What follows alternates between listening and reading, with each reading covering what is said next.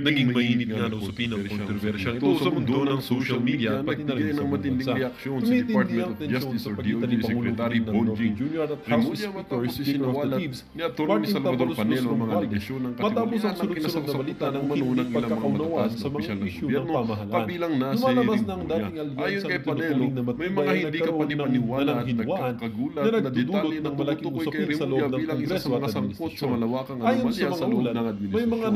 Ang mga pahayag ni Panelo ay nagdulot ng kaguluhan at pagkabigla sa mga nakakataas sa gobyerno, lalo na sa mga kasamahan ni Remulla na sinasabing naging bahagi at estratehiya sa politika. ng mga Ang hindi tamang pagkakaunawaan gawain ay sa loob ng sinasabing gobyerno. nagdudulot ng Ayon kay Panelo, pagkawatak-watak hindi sa lamang mga si kaalyado Remulla ng ang sangkot, administrasyon. kundi marami pang Kasabay iba. nito, Inamin naging niyang ito ay kontrobersya isang ang malaking ulan na sa iskandalo pag na pinagbibitiw magpapabagsak ang sa ilang kredibilidad sundalo ng na kilala kasalukuyang bilang loyalista administrasyon. ng Ang mga dating pahayag ng Pangulong mga Rodrigo eksperto Roa Duterte o at mga political DDS na analysts sinasabing kontra sa tinitingnan ang insidente bilang kasalukuyang isang potensyal liderato. na pagsabog ng Ang mga hakbang na ito ay iskandalo na tinuturing ng ilan magpapaigting bilang pa isang sa marahas tensyon na sa paraan pagitan ng mga upang miyembro ng patahimikin ang mga administrasyon. kritiko sa loob ng Kasama militar dito ang at tiyak aligasyon, ginanganap na tinakwil kontrol ni ng Remulla ang administrasyong kanyang mga Ping. kasamahan Nagiging at usapin katiwalian din at ngayon nagsilbing kung mga paano harapin ang administrasyon ng backstabber patuloy na at lumalaking kanilang- hamon sa loob ng sa kanilang pamahalaan mga operasyon. at sa hanay ng Bagay na militar. naging Sa sanhi kabila ng mas nito, mataas na nananawagan antas ang publiko ng galit para sa at hindi pagkakaisa at pagkakasundo maayos sa na loob ng dialogo gobyerno. upang Dahil maiwasan sa ang mga mas pahayag malalim ni na krisis Panelo, pampolitika na pinahayag maaaring ni magdulot Remulla ng ang kawalang mga tiwala sa liderato Laban ng sa kanya bansa. ay walang Habang batayan at umaasa isang ang bayan sa malinaw na malisyosong resolusyon akusasyon na upang nanatiling sirain ang palaisipan kanyang kung pangalan ano at ang magiging integridad. kahinatnan Sa kabila ng ng hidwang kanyang ito sa pagtatanggol, pagitan ng patuloy dalawang na lumalaki ang pinakamakapangyarihang isyu at personalidad nagdulot ng mas sa malawak na gobyerno. interes sa Well, para pag-aalala nga sa kabuuang sa detalye mga ng impormasyon mamamayan ay tungkol panoorin sa na lamang katotohanan natin ng ang mga buong aligasyon video at kung bago ka pa ang lang sa kalagayan ating ng channel gobyerno. at kung Ang hindi ka pa pangpapahayag ni Panelo nakasubscribe ay ay nagbigay daan mag-subscribe ng ka na masusing para lagi kang investigasyon at maging mga tanong updated tungkol sa sa ating transparency mga at bagong ina-upload na accountability videos sa loob ng araw-araw. administrasyong buting. At Sa upang ngayon, ang maging issue aware ka ito na ay rin sa patuloy kung na anong nangyayari pinapalakas sa ng mga ating bansa. social Ito na media nga mga platforms kaibigan at na ating nagdudulot panoorin ang buong video. at nagdulot ng matinding tensyon sa pagitan ng mga political allies at kalaban ng administrasyon. Habang ang publiko ay patuloy na nagmamasid, inaasahan ang mga susunod na hakbang ng mga otoridad upang linawin ang mga aligasyon at tiyakin ang Oh, ito, unahin natin ha, itong pambubuli ni Dan Fernandez kay Marcoleta. Mamaya na po, yung awayang Tamba at Marcos at yung pinagre-resign ng mga sundalo. Ito muna. Kasi ito ang daming tatanong sa amin. Ano ba itong ano? Ba't parang bagang yung isang representante ng Laguna ay parang bagang nagagalit sa inyo? Ano at para bagang sinasabihan kayo ng kung ano-ano. Ipakita mo nga yon, Direk, at nasa ganoon, yan, kausap niyo po yung Kong J.J. Suarez. Ano ho? Oh, ito, kausap ni Marcoleta si J.J. Suarez. Tingnan nyo ang inaasta nito si Dan Fernandez, ha? Kong Chua, biglang lumapit yung... Epal din. Ay, nakakaasar yung ganyan, no? Meron ka bang tropang ganyan? Hindi naman siya kausap, pasok ng pasok. Epal. Bully ito si Dan Fernandez. Natapik-tapik kayo eh. Patapik-tapik pa. Abogado yan, Brad. Abogado, ikaw ano ka? Naku. Hindi ko alam. Hindi ako nanonood ng Bold. Bold Star daw ito. Hindi ko alam, ha? Hindi. But anyway, that's beside the point. Eto po tayo. Abogado, tatapik-tapikin mo. Hindi naman ikaw ang kausap. Ang kausap ko, makikita mo dyan, si Kong J.J. Suarez. Maliwanag yan, ha? Ako, patapik. Ay, nako. Buti mabait ito si Marcoleta at saka abogado.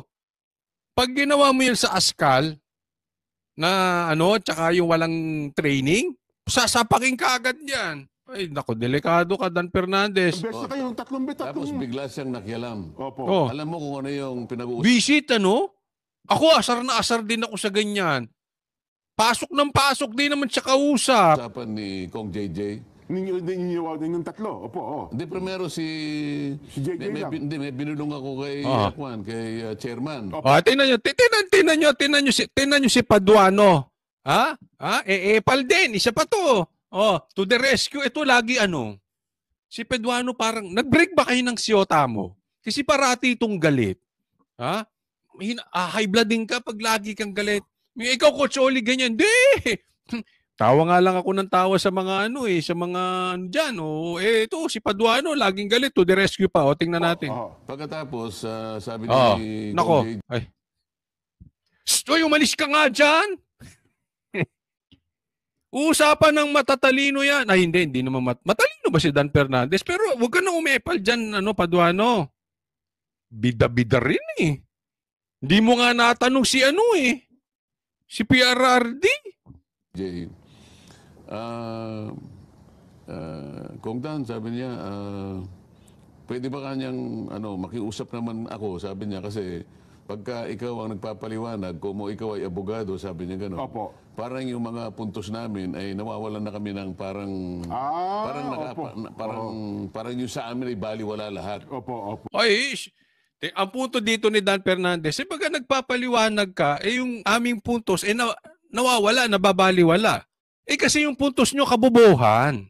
Hindi, di ba? Pag kami nagsasalita, pagkatapos niya magsalita, kung magsasalita naman yung isa, bakit mawawala yung puntos nyo kung parehas namang may lalim yung sinasabi ninyo? Kaya lang nawawala yung puntos mo kasi mababaw.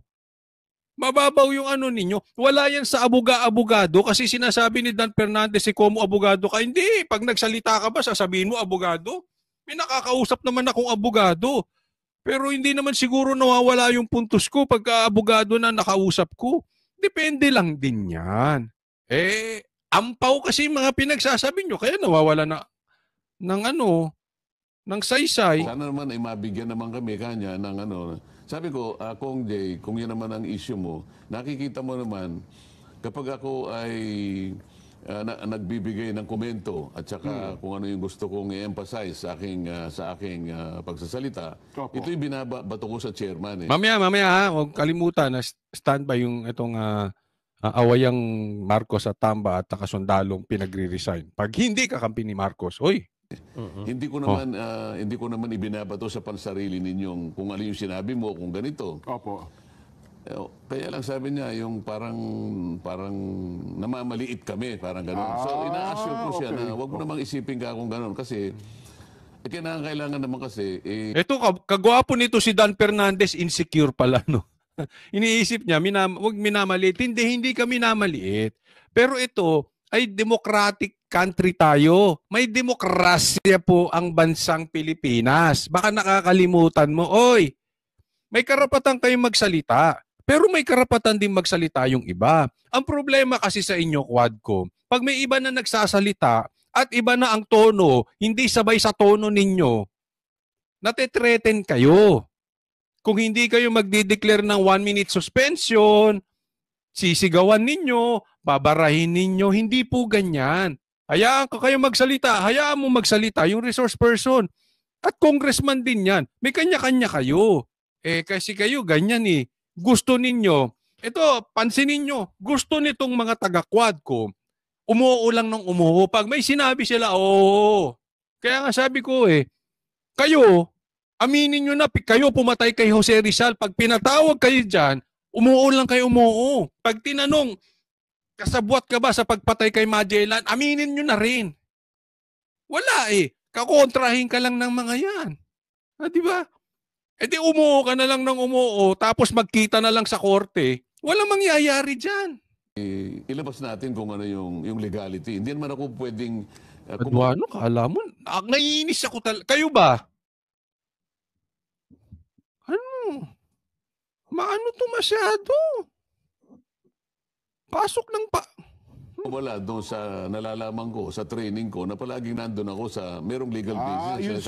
So yun pala yung paksa nyo ni Kong JJ. Yun ang paksa ko kasi parang medyo nagdaramdam siya ng konti. Hindi naman siguro nagdaramdam, maring nag-voice out lang po sa inyo. Nag-voice out, maring naghihinanakit sa kasi kung halimbawa ni Rage ko ito, parang yung sinabi niya, maaring mawala ng visa. Masasapawan, parang gano'n. Maring masapawan, maring ganito. So yun ang kanyang Sa akin naman, may konting validity. Pero kailangan ipaliwanag ko na pero kailangan din nating ihayag talaga at sana nga, yung inisip ko na dapat pagtalunan para lumitaw kung alin talaga yung... Healthy discussion. Hindi kasi alam mo, nasanay yung mga yan, Marcoleta. Kung Marcoleta, nasanay yung mga yan nang hindi kinokontra.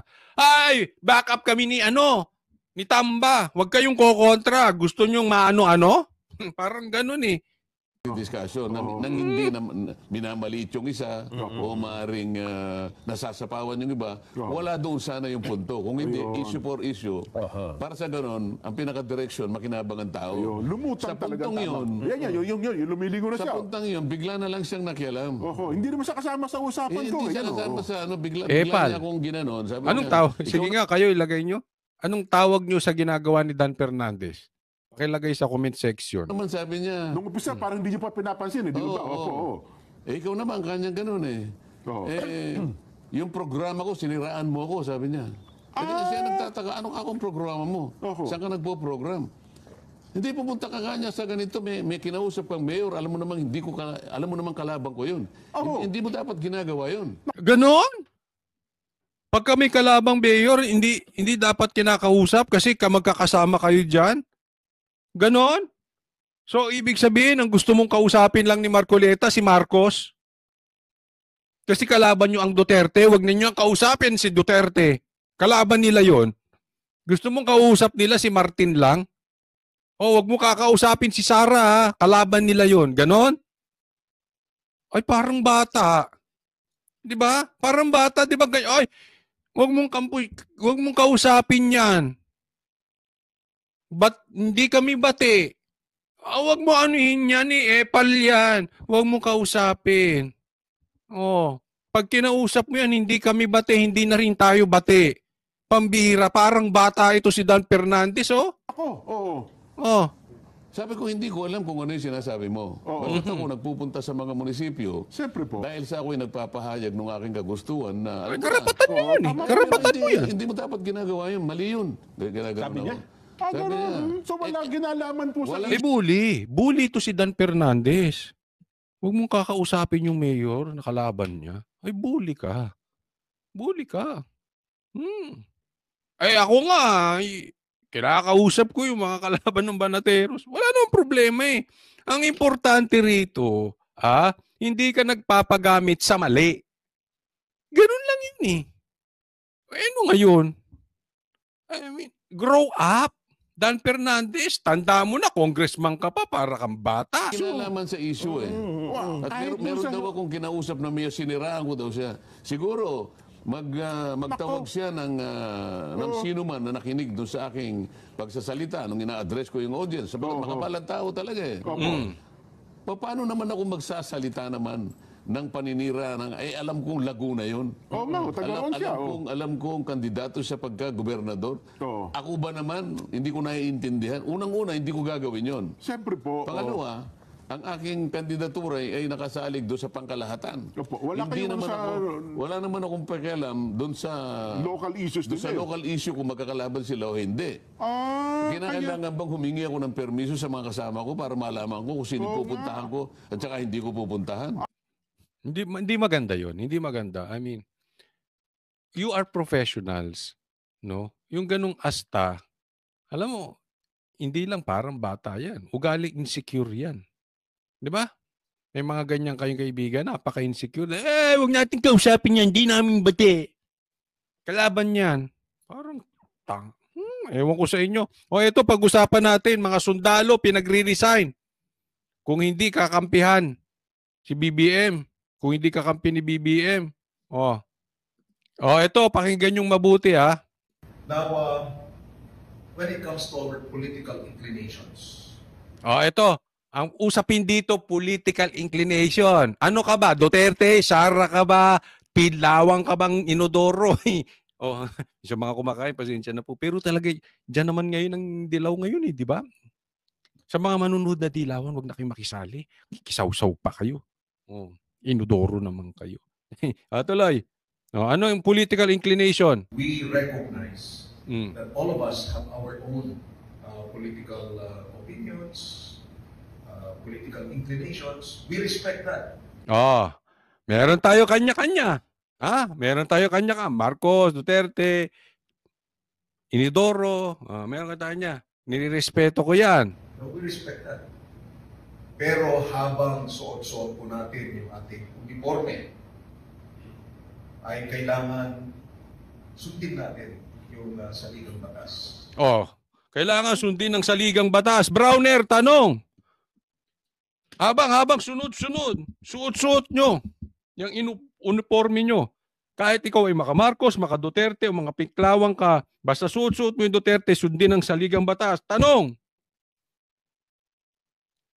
hanggang kailan kayo susuporta sa isang adik? Huwag kayong magagalit sa akin ha. Yan po ay inuulit ko lang yung tanong ng ating dating presidente na mahal ng tao until now na si PRRD. Nasa saligang batas, bawal maging involved ang isang politiko sa droga. Hindi tayo nagbibintang. Okay? Nagtatanong lang. Kailan nyo sasagutin yung tanong ni PRRD? Hanggang kailan kayo susuporta sa isang adik? Pangalawa, sa ligang batas kanyo, sinabi ni PRRD ang daming nawawalang pera. Pag may nawawalang pera, may nakawan. Tama o mali? Hindi ako nagbibintang. Pero, bakit hindi ninyo imbestigahan yung sinasabi ni PRRD? Siya po ay dating presidente. May alam yan, hindi po bobo yan, may intel yan, may mga kaibigan yan sa loob. Alam niya, sinasabi niya kung may nawawalang pera o hindi. Pag may nawalang pera at may nakawan, di ba illegal yon? Wala na yun sa saligang batas. Yan po ang obligasyon nyo, mga AFP. Hindi sa iisang tao, hindi sa pwesto mo. Mali yung sinasabi nyo, dapat kayo ay susunod sa inyong pwesto. Mali. Ang dapat pinagtatanggol nyo, gaya ng sabi ni PRRD, ay konstitusyon. Ang obligasyon nyo ay i-uphold ang konstitusyon. Ipagtanggol ang bayan, yung bayan na hindi nila kayang ipagtanggol ang kanilang sarili. So kung may abusado sa gobyerno, trabaho nyo yan. Hindi ko po kayo baka sabihin nyo na naman, rebellion. Walang rebellion doon. Sinasabi lang natin kung ano yung nakasaad sa batas na sinabi ni PRRD. Hindi ko kayo sinasabihing magrebelde. Ang sinasabi ko lang, baka kasi kayo mahilig kayong mag-misquote eh. Yung amo mo mahilig mag-misquote. Minisquote nga si BP Sara na may death threat daw. Mali naman ang intindi. Nagbobobobobohan. Hindi ko kayo pinagre-rebelde. Ang sinasabi ko lang kung ano yung naaayon sa batas na dapat ipinagtatanggol ninyo ang konstitusyon. So, nasa konstitusyon, bawal magnakaw. Hindi sa nagbibintang pero nag-imbestiga ba kayo dyan sa pagnanakaw? Nag-iimbestiga ba kayo dyan sa mga pang-aabuso? Una pa lang, mali ka na eh. Tuloy. At protektahan natin ang ating bansa. So, tama. Protektahan ang ating bansa. Paano kung ninanakawan na tayo? Ninanakawan yung bansa natin. Anong gagawin nyo? Tutunganga. Hello? Halimbawa, nag-i-smuggling. Anong gagawin nyo? Tutunganga. Ayan tayo eh. We cannot just air our grievances just freely being members of the Armed Forces of the Philippines. Kung gusto po natin gawin yon, mag-resign na lang tayo. Yun ang matindi. Kung gusto nyong marinig ang inyong hinaing at ating differences sa politika, hubarin nyo yung uniform nyo. Sa madaling salita, pinagre-resign mo kapag hindi kakampi ni Marcos. Huwag na tayong mag-anuhan, brown hair. Yan ang itinutumbok mo eh. Pag hindi pagka hindi sasambahin si Marcos, samba, anong gusto mong sabihin namin, Marcos?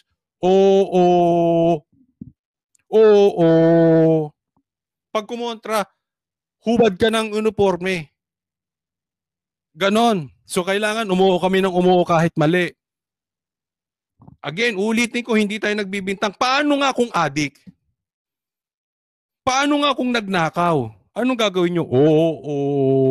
Tama yan. Ituloy mo yan. Ganon. Kasi ayaw ko hubarin yung uniforme ko. Kasi pinaghirapan ko yan. Halimbawa, ako isang sundalo. Pinag-aralan ko yan. Pinaghirapan ng magulang ko yan.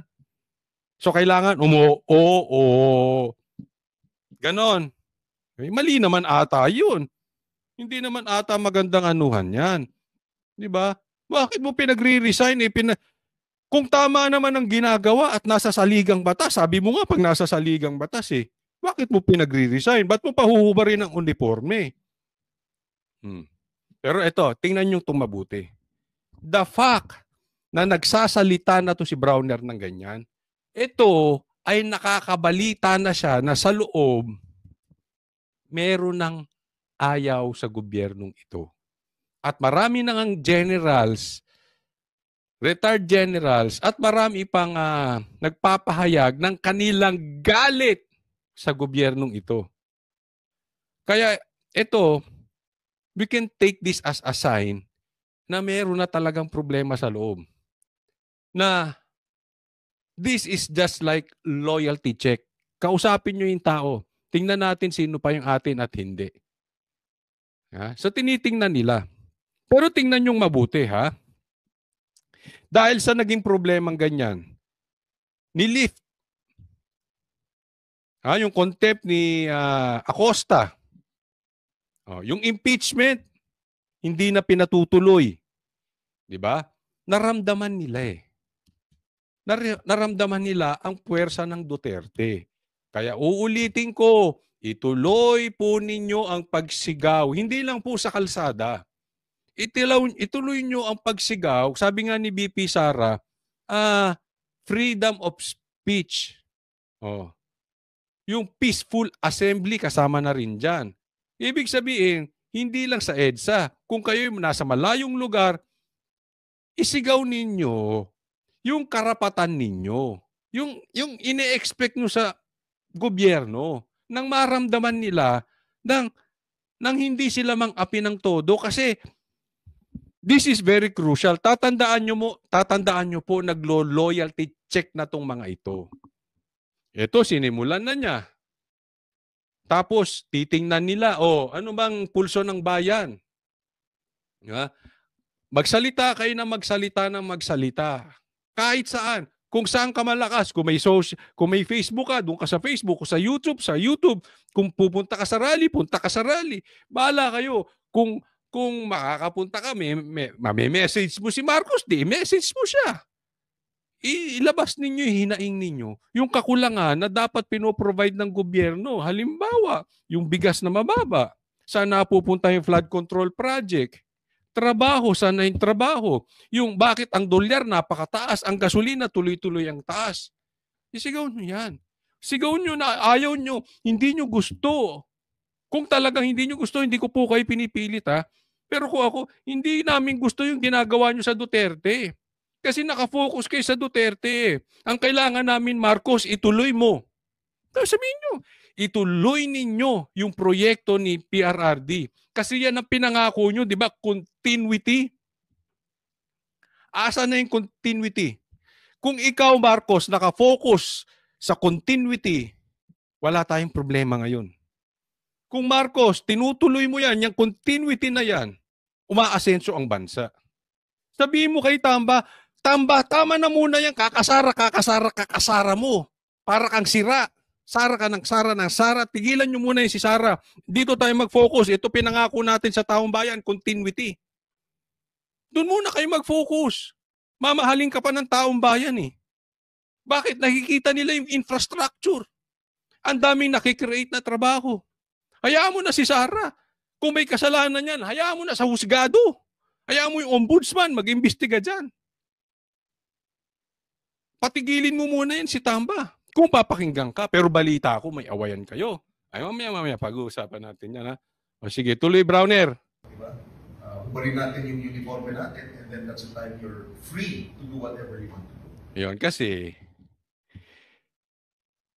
pag sundalo ka at ayaw mo sa presidente, may problema silang malaki. Kaya ang gusto nila, mag-resign ka, hubarin mo uniforme mo, doon ka lang magsasalita.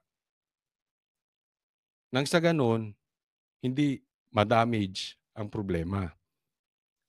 Ang hindi ko gusto dyan, diktador ang dating mo niyan. Pinaghirapan nila yan eh. Dahil tatayo sila sa tama, Tatayo sila for the Constitution na hindi mo kayang gawin, na inilaglag mo yung tao mo para maisalba mo ang pagmumukha mo. Sila, dahil meron silang tigas, meron silang sariling tindig, tatayo sila para sa konstitusyon, didesisyonan mo buhay nila, pinagre-resign mo. Ay wag gano, wag mo igaya sa'yo, Browner, wag. Wag. Yan yung sinasabi ng mga general eh. Tumatakbo ka raw sa mga dangerous assignments. Hindi ako nagsabi niyan ha. Hindi ko naman alam yan eh. General lang nagsasabi niyan. Wag mo igaya yung mga matatapang na mga sundalo na tumatayo para sa tama. So, as members of the Senior Enlisted Personnel Corps of the Armed Forces of the Philippines, I am calling out to you to reach out to our soldiers hanggang po sa private, even sa mga trainees natin, para ma-explain natin yun. Explain natin na maigi sa kanila. So, sa madaling salita, loyalty check, explain nyo sino pa ba sa tao ninyo ang sa atin at sino pa yung hindi sa atin. Diba?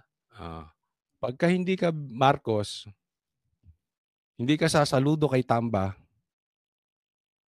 hubad ka ng uniforme. Ayan po ang AFP chief natin. Masakit man, dikit yan eh. Dikit sa Marcos kay AFP chief yan. O, puntahan natin yung awayan. Marcos, Tamba. Meron nga bang nabubuong pataasa ng ihi yung dalawa? Ito. Pakinggan nyo mabuti. Umugong ang bali-balita na hinarang umano ni Pangulong Marcos Jr. ang planong paghahain ng impeachment complaint laban po yan kay... Ito, matagal ng pangarap ha. Matagal na yan. Lumalabas na nga yan eh. Sa Kongreso. Yung impeachment na yan. Sinabi pa ng tao mo, Marcos. Huwag niyong i-deny. Sabi pa nga ni BBM, ay ni Bobong Gadon. Ni Gadon, sabi niya, siguradong sigurado next Congress ihahain ang impeachment. Tao mo yun, sekretary mo yun, Marcos, di ba? Kaya kayong Quadcom, wag nyo nga matanggi-tanggi na wala kayong plano sa impeachment. Pwe! So may impeachment. Pinagpaplanuhan na, inawat ni Marcos. Vice President Sara Duterte. Pero ilang mambabata sa Kamara ang nagsabing wala pa silang natatanggap na anumang utos mula sa Pangulo ukol sa nasabing usapin. Eden Santos sa balita. Speaker, may direktiba po ba sa impeachment? Tikom ang bibig ni House Speaker. Kadali namang sabihin eh. O, di ba? Meron naman direktiba sa impeachment. Kung wala, hindi, wala. Simple. Adik ka ba? Hindi. Ako tanungin mo, hamunin kita ng drug test araw-araw. Sasagutin kita agad, hindi ako adik. Pero kung adik, hindi ka sasagutin. Ganyan yung ginagawa. Oh. Kailan kayo magpapadrug test? Hindi. Speaker Martin Romualdez, kung may direktiba si Pangulong Ferdinand Marcos Jr. ukol sa pagpigil sa impeachment laban kay Vice President Sara Duterte. Si Romualdez ay dumalo sa Bicameral Conference Committee para sa 2025 National Budget. Hinarang umano ni Pangulong Ferdinand Marcos Jr. ang planong impeachment complaints laban kay BP Sara. Sa mensahe ni mensahe to ni Attorney Taberna. BBM sa mga leader ng Kongreso na lumabas sa FB page ng broadcast journalist na si Anthony Taberna ay sinabi niya na si Sara ay hindi mahalaga kaya huwag maghain ng impeachment complaint. Yan. Sinabi ni Attorney Taberna, nag-message daw doon sa GC siguro ito ng mga ng Congress. Kasi sino ba magpapa-impeach? Alangan namang Senado. Alangan naman ako. Wala na, di ba? Sino ba magpapa-impeach? Alangan naman kayo, hindi yung Kamara. Ito sabi, in the larger scheme of things, Sara is unimportant. So please do not file impeachment complaints. It will only distract us from real work of government. Wow, Nax real. Wala ka nga nagawa sa continuity pambira ko. But anyway, pinahihinto yung impeachment. At alam naman natin yan, nakahain na yan. Tinutulak na yan ng bata. Itamba na sila Castro, sinasabi pa yan ni Gadon, di ba? Pero pansinin mo, bakit siya nag-GC? Ba't nag-GC si Marcos? Maraming dahilan. Una, ito yung una. Itong unang posible. Itong dalawa, may girian na. Si Marcos at si Tamba. Kasi pwede mo namang sabihan, oy, Tamba, pahintuin mo na nga yung mga tao mo na yan. Ayaw ko ng impeachment. Tapos, bakit ka mag-GC? Di ba? May mga ganyan eh. Pwede mo namang diretsuhin eh. Ba't ipadadaan mo sa GC? Tama ba ako? Tama-tama. Naku, may mga GC rin. Alam ko yan. Huwag tayong maglokohan. Di ba? Pwede mo namang diretsuhin eh. Kung wala kayong pataasan ng ihi.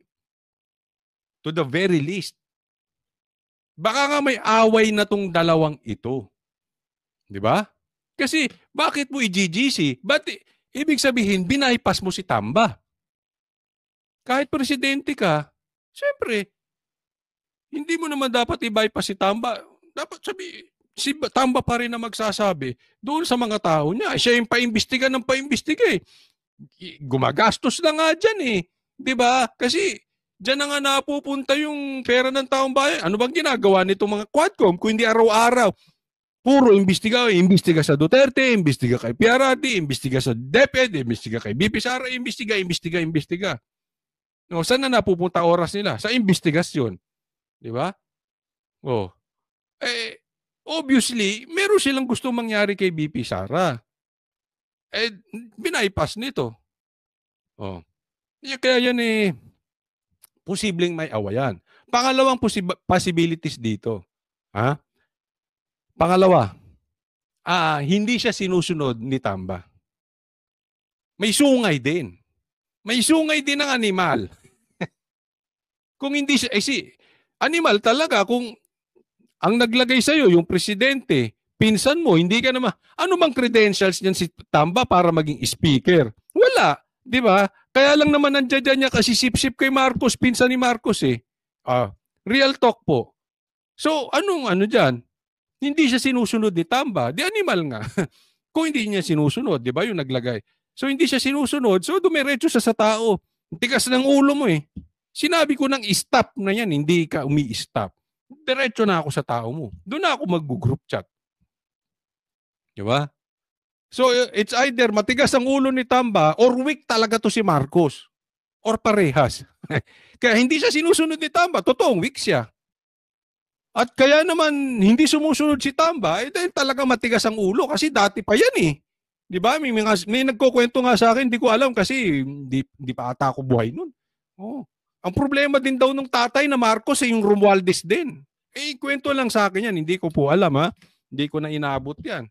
Pero parang ganito rin eh. History repeating itself kung totoo yung kinuwento sa akin. Oh. 'Di ba?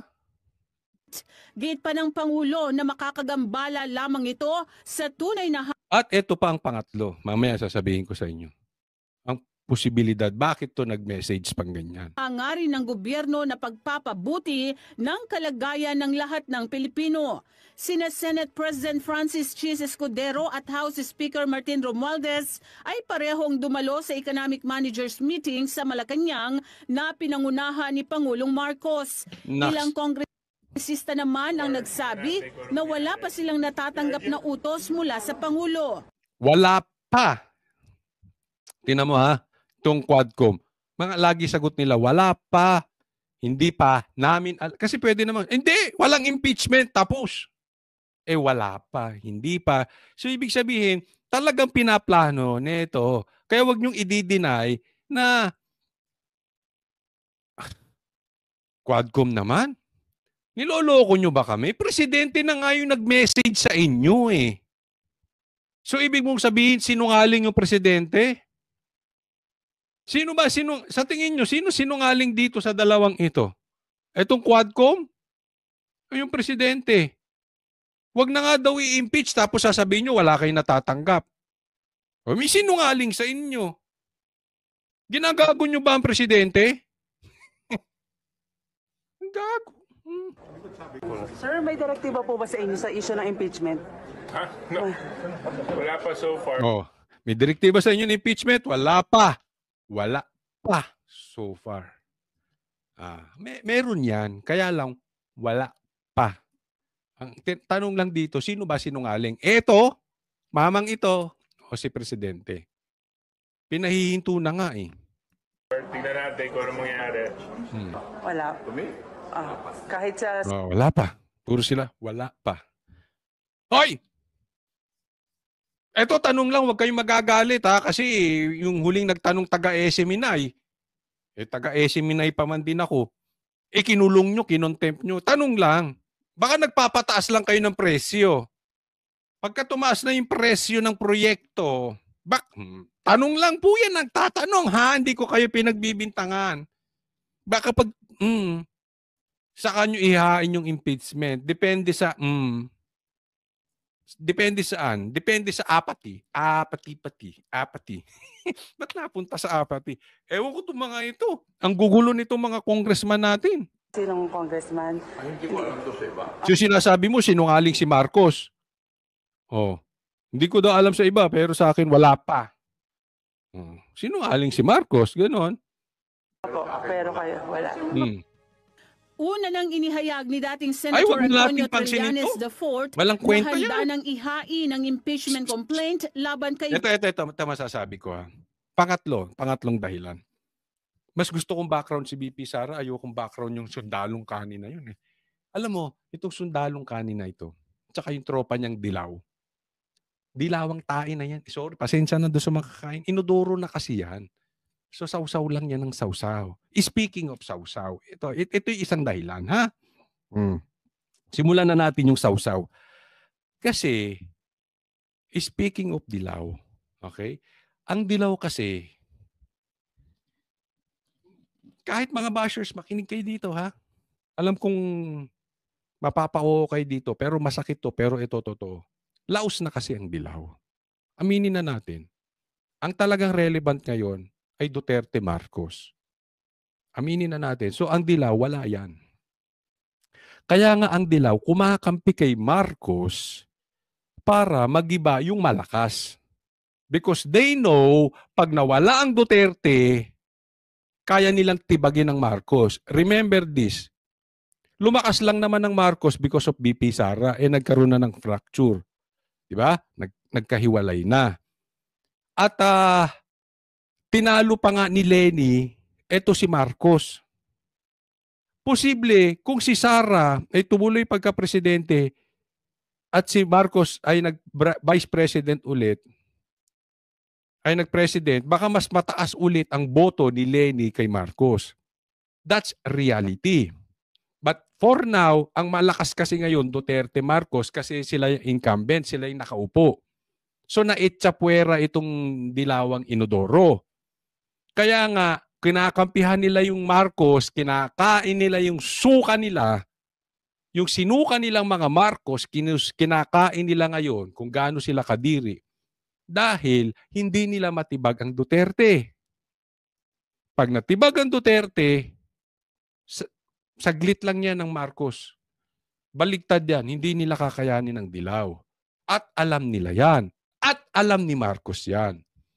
Kaya nga siguro posible na hindi pinatuloy ni Marcos ang impeachment dahil kakampi niya ang dilaw ngayon. Sa ngayon, lumalabas na parang hero ng dilaw si Marcos. So magkakampi sila. Hindi siya ginagalaw ng dilaw ngayon. Pero kung sukali man, ma-impeach si BP Sara at nag-aklas ang taong bayan na galit, hindi na kailangan ng dilaw si Marcos. Manunood na lang yan sa sideline. For the meantime, hindi kakayanin ni Marcos ang sigaw ng buong Pilipinas dahil maraming nagmamahal sa Duterte.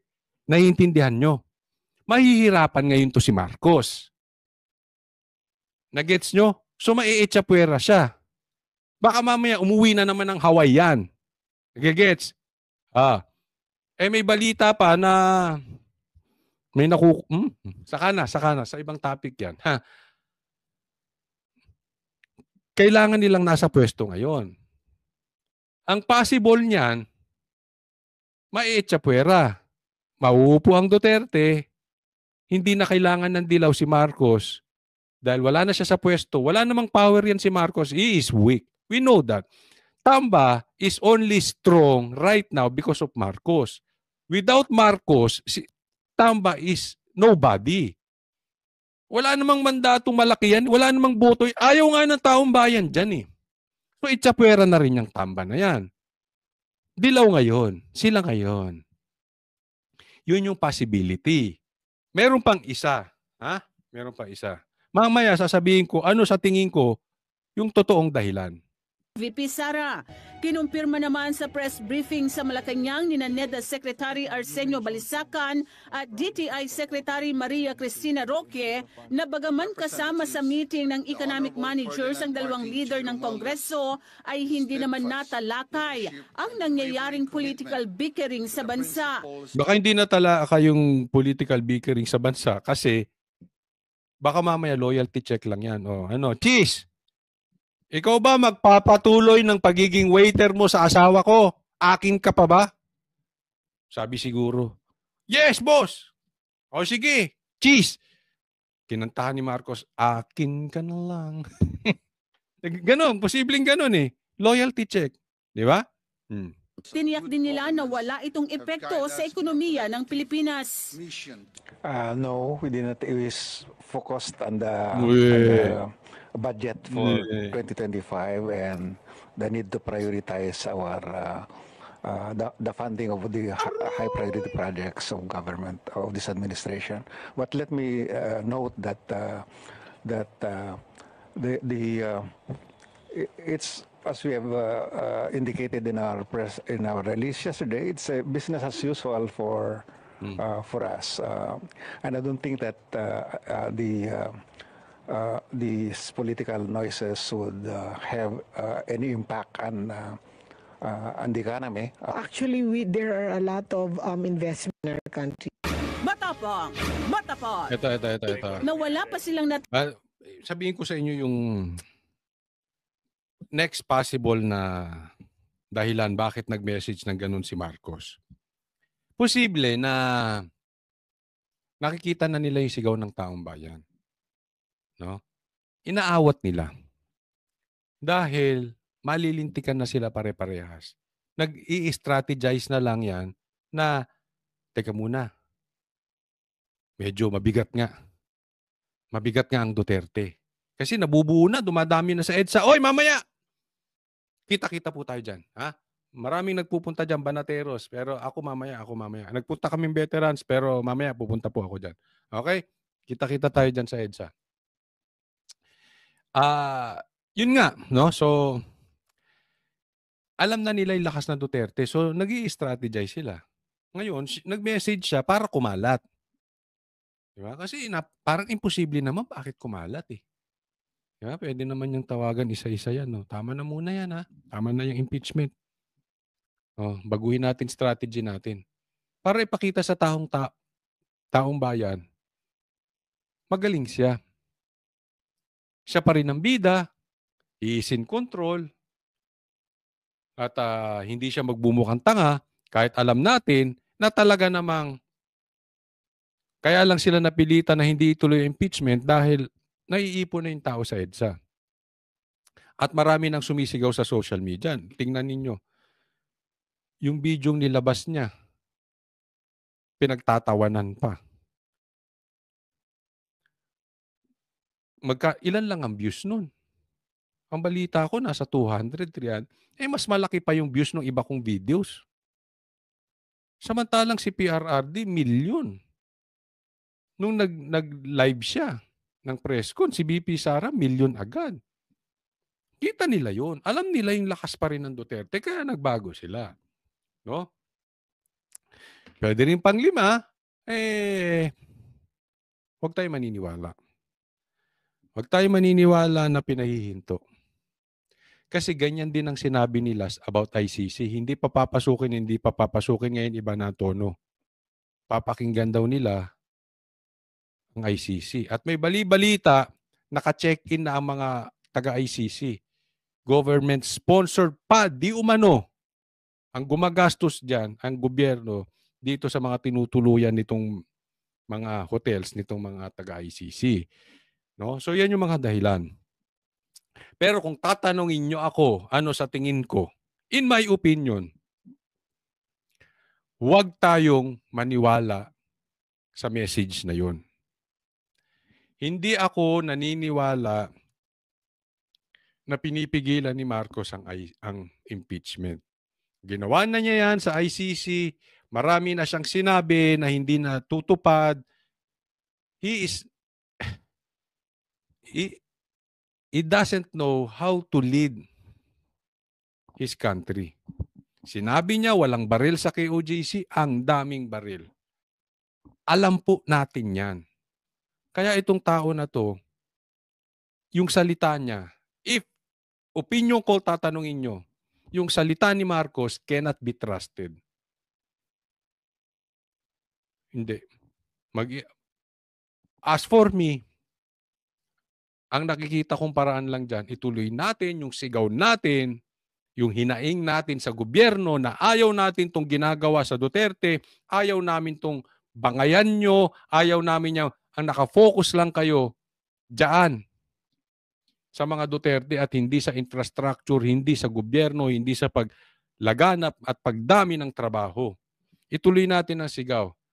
Because I think we cannot trust the Marcoses. Meron siyang 2 taon nang nakalipas. If he is really serious about the unity team, dapat una pa lang at the get-go, inawat niya na yung paglapa ng mga buhaya kay BP Sara. Hinayaan niya lang, pinapalapa niya. Whether kasabwat siya or hindi siya kasabwat at hinahayaan lang niya, it doesn't matter. He cannot be trusted, in my opinion.